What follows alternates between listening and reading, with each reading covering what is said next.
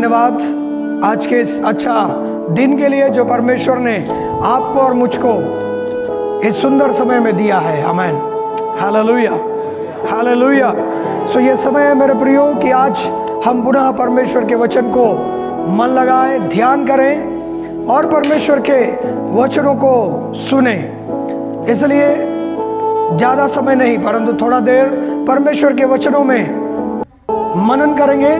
और आइए मेरे साथ कुछ वचनों को निकालें। लेकिन वचनों को निकालने के पहले मैं आप लोगों के सामने आज का विषय बता देना चाहूँगा। आज का विषय है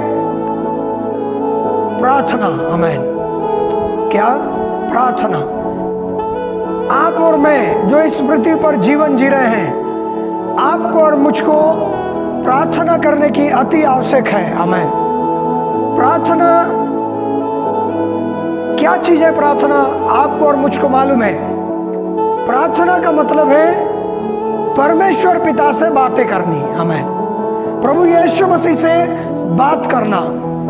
हम लोग पवित्र धर्मशास्त्र से प्रार्थना का मतलब को समझने का प्रयास करेंगे। उन प्रार्थना योद्धाओं के बारे में हमको मालूम है जो पवित्र धर्मशास्त्र में और इतिहास में है। इस दुनिया में जब कभी परेशानी और मुसीबत आई, उस समय विजय या सफलता या मुसीबतों से छुटकारा यदि मिला है तो वो एक कारण से मिला है और वो कारण है प्रार्थना। वो कारण है परमेश्वर के चरणों में आने का। आमीन।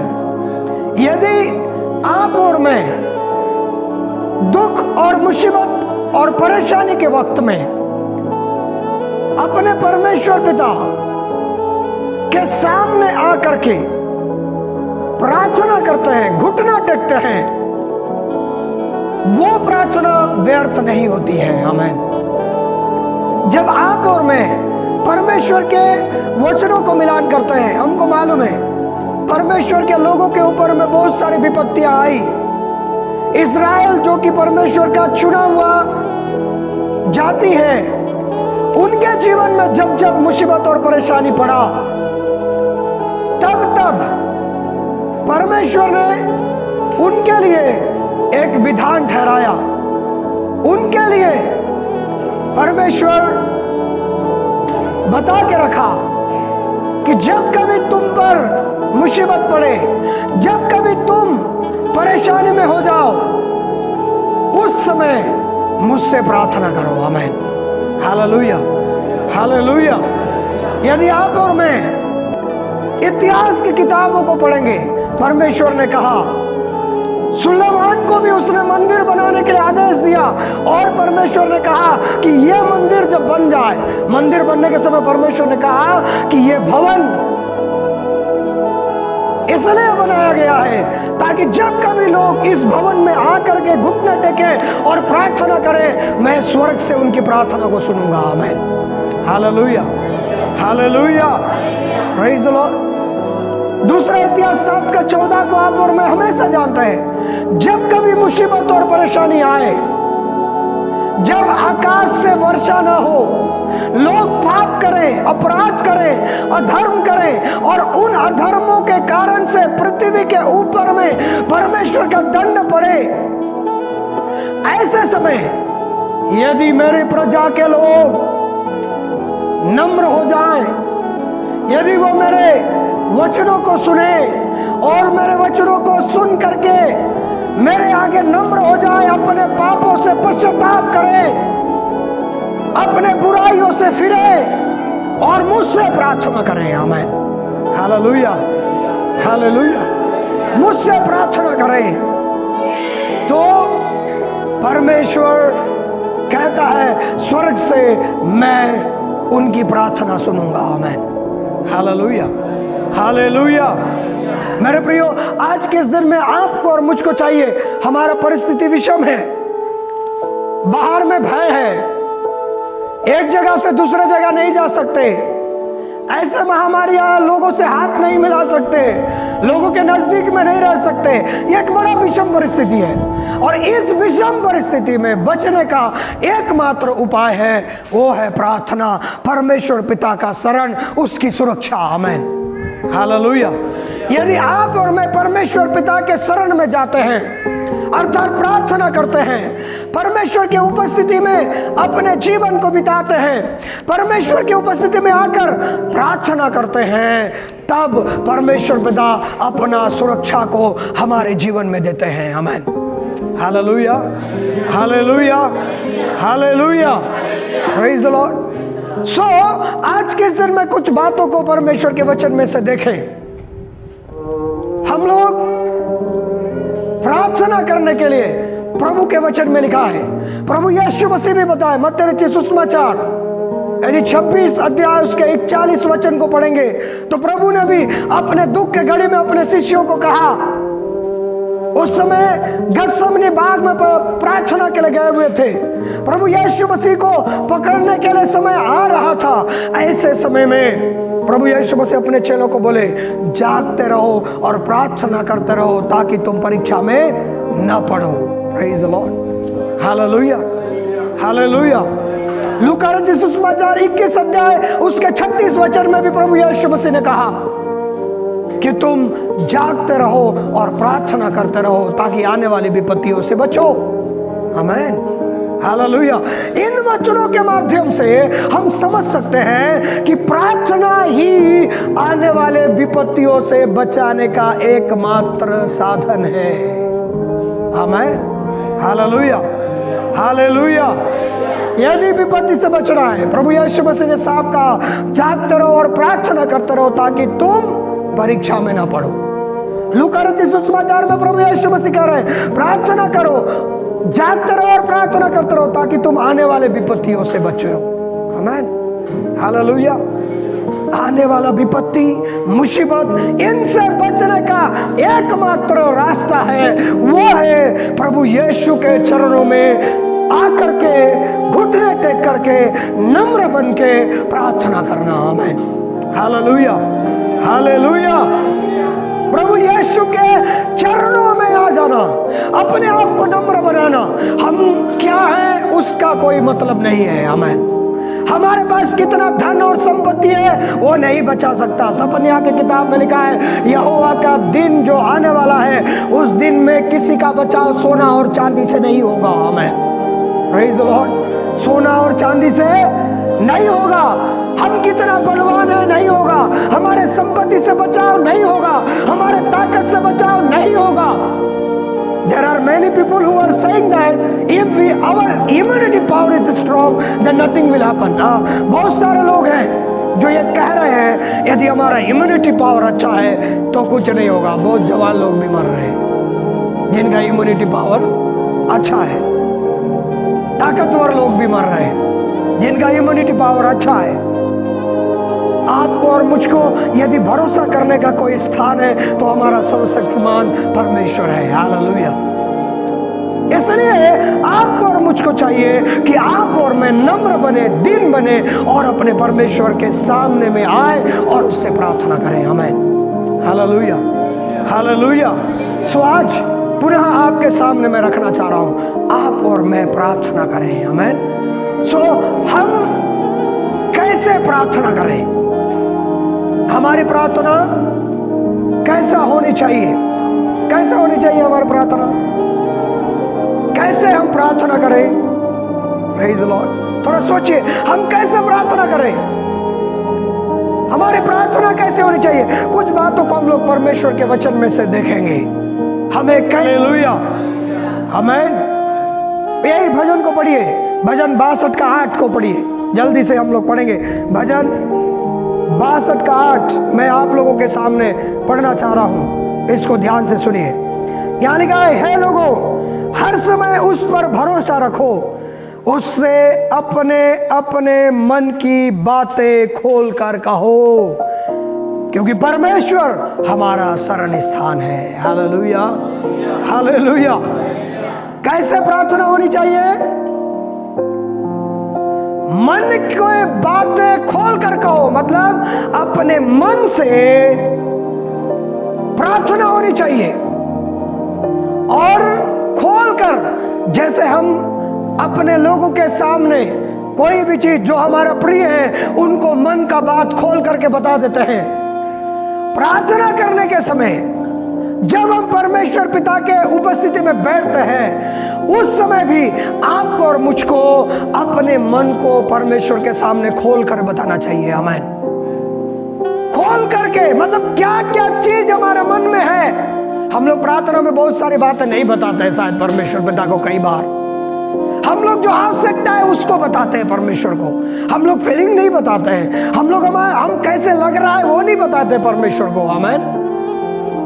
मुझे अच्छा लगता है कई बार हिजकिया का प्रार्थना, उसने अपने मन की बातों को खोल करके परमेश्वर के आगे रखा। उसने कहा, हे परमेश्वर, मैंने क्या नहीं किया। आमीन, हालेलुया।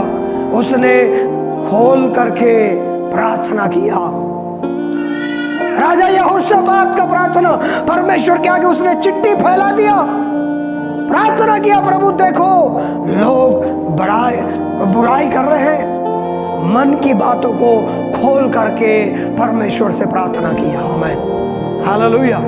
हमारे मन के अंदर में क्या क्या है, उन बातों को आप और मैं अपने परमेश्वर पिता के आगे रखें। इस रीति से आप और मैं प्रार्थना करें। Praise the lord, hallelujah, hallelujah, hallelujah. और कैसे प्रार्थना करना चाहिए? पहला थिस्सलुनीयों की पत्री 5 अध्याय को निकालिए मेरे साथ में।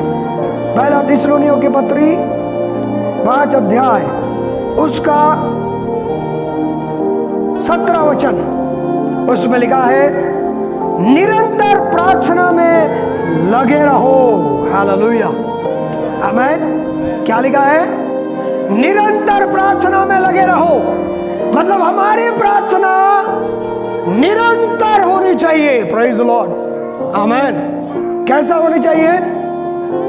एक समय नहीं, 2 समय नहीं, 3 समय नहीं। यहां पर पौलुस थिस्सलुनीयों के कलीसिया को बता रहे हैं, निरंतर प्रार्थना में लगे रहो, निरंतर प्रार्थना में लगे रहो। ये इसका मतलब है नहीं कि दुख आ गया तो प्रार्थना करो और दुख छूट गया तो प्रार्थना करना बंद कर दो।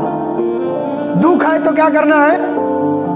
प्रार्थना करना है, और दुख नहीं है तो नहीं करना है। ऐसे कई लोगों का धारणा है।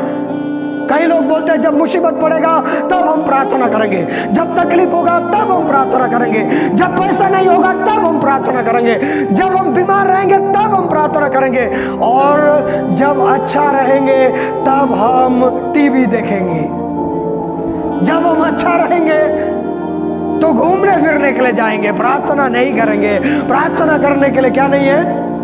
समय नहीं है। गरीब रहेंगे तब प्रार्थना करेंगे, धन मिल गया तो प्रार्थना नहीं करेंगे, क्योंकि धन आने के बाद शरीर थोड़ा आराम चाहता है। सोचिए, आपको और मुझको सोचने की जरूरत है। आपकी और मेरी प्रार्थना का जीवन निरंतर प्रार्थना होना चाहिए। आमीन, हालेलुया, हालेलुया। प्रार्थना बिना रुके प्रार्थना, निरंतर का प्रार्थना होना चाहिए। चाहे सुख हो, चाहे दुख हो, चाहे कुछ भी हो। दानियल के बारे में आपको और मुझको मालूम है, वो सुख में भी प्रार्थना करता था और दुख में भी प्रार्थना किया। आमीन, हालेलुया, हालेलुया। ऐसा नहीं था कि वो सिर्फ सुख में प्रार्थना किया। जब मुसीबत आई, परेशानी आई, उस समय भी अपने रीति के अनुसार वो परमेश्वर पिता के सामने घुटना टेक के प्रार्थना किया। आमीन, हालेलुया। इसलिए आपको और मुझको कैसे प्रार्थना करना चाहिए? निरंतर। प्रभु यीशु मसीह के जीवन को देखिए। प्रभु यीशु मसीह प्रचार करने के समय प्रार्थना करते थे। प्रचार से रात में आने के बाद अकेला एकांत में प्रार्थना करते थे। जब दुख आया उस समय भी प्रार्थना करे किए। आमीन, हालेलुया। उन्होंने कहा प्रार्थना करो। Praise the Lord. क्रूस में थे, कालवरी क्रूस में चढ़ाए गए, लोग अपमानित कर रहे, उस समय भी लोगों की क्षमा के लिए प्रार्थना की है। आमीन, हालेलुया, हालेलुया। कितना जबरदस्त जीवन प्रभु यीशु मसीह का आपको और मुझको सिखा रहा है मेरे प्रियो। इसलिए प्रार्थना कैसे करें? निरंतर। Praise the lord, hallelujah, hallelujah. कैसे करें? निरंतर।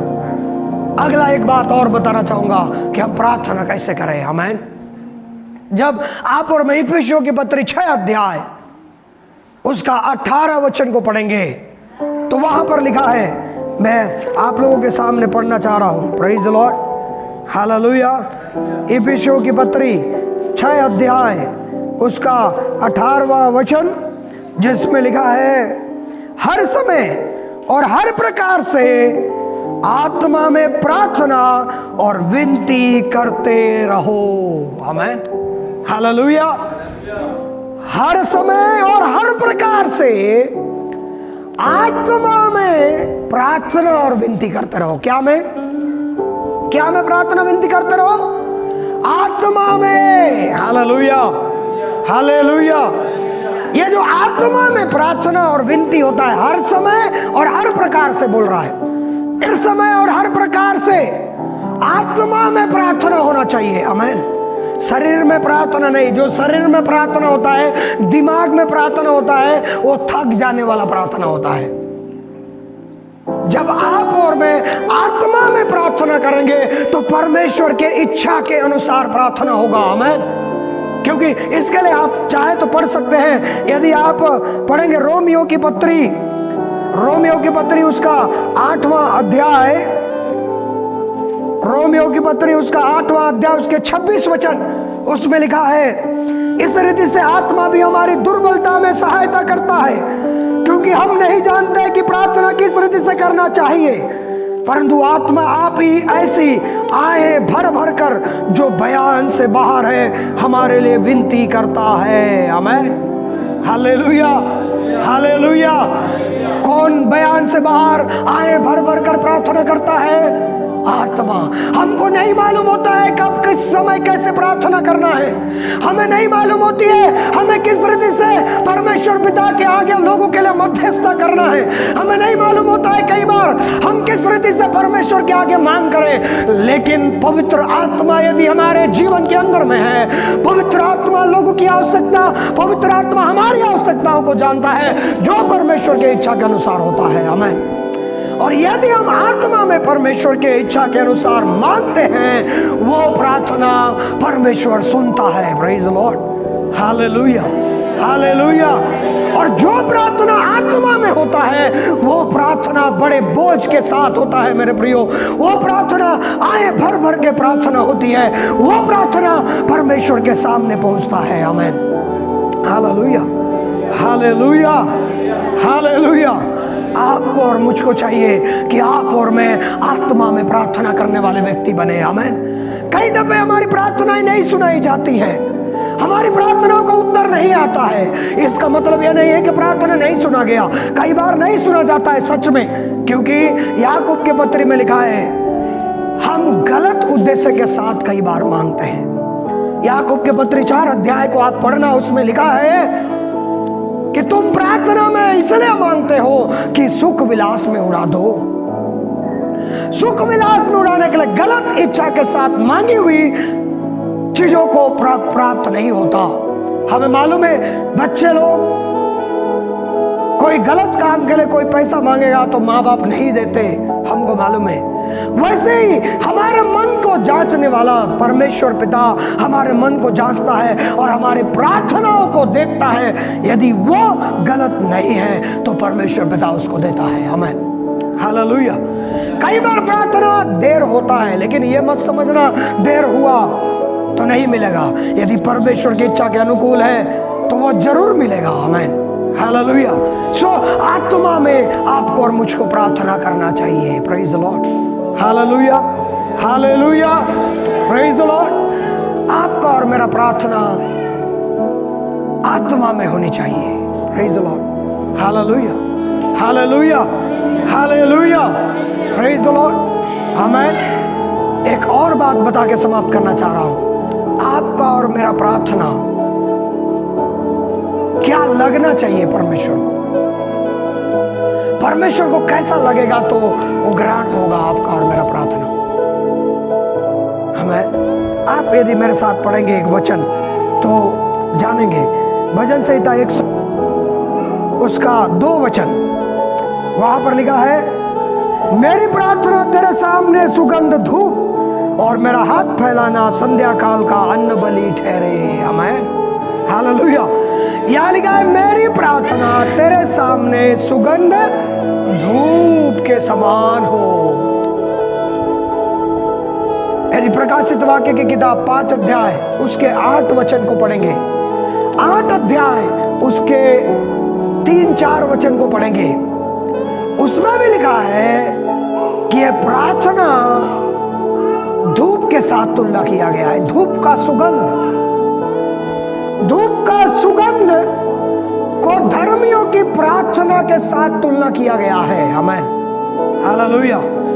और भजनकार कह रहा है कि मेरा प्रार्थना प्रभु तेरे सामने सुगंध धूप के समान होने पाए। हालेलुया। यदि आपको और मेरा प्रार्थना परमेश्वर के आगे सुगंध धूप के समान होना है तो उसके लिए आपको और मुझको पवित्र होना है। उसके लिए आपको और मुझको धर्मी जीवन जीते रहना पड़ेगा। आपका और मेरा चाल चलन, आपका और मेरा सोच और विचार परमेश्वर के वचन के अनुसार होना चाहिए।